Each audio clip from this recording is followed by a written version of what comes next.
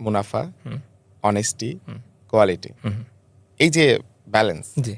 এটা আপনি কিভাবে রাখলেন? ঘটনা যেটা ঘটে বিজনেস করতে এসে অনেকেই শুরুতেই মুনাফাকে রেখে ফেলে। হুম, মুনাফার যদি প্রথম উদ্দেশ্য থাকে এই বিজনেস করা সম্ভব না, এটা কলাপস করবে।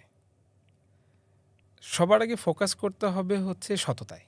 আপনি আপনার সাথে যখন সৎ, আপনি আপনার টিমের সাথে যখন সৎ, আপনি আপনার প্রোডাক্টের সাথে যখন সৎ, আপনি আপনার ক্লায়েন্টের সাথে যখন সৎ, তখন আসলে বাকি জিনিসগুলো সহজ হয়ে যায়।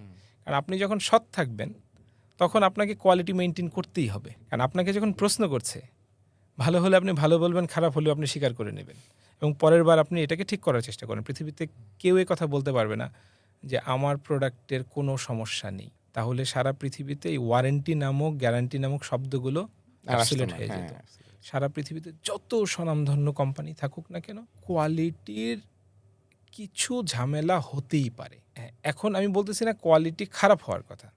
আপনি একটা কোয়ালিটি মেইনটেইন করছেন, আরেকজন এর থেকে বেটার করে ফেলছে। হুম, তাহলে আপনি তো অলরেডি পিছিয়ে গেছেন। রাইট। সো কোয়ালিটিটাকে অবশ্যই আমাকে সামনে রাখতে হবে, সততাটা সবার আগে। সততা যদি ঠিক থাকে তখন আপনাকে প্রশ্ন করলে আপনি সদ উত্তর দিবেন এবং আপনি কন্টিনিউয়াসলি বুঝতে পারবেন যে আপনার কোয়ালিটি আরও ইমপ্রুভ করা দরকার।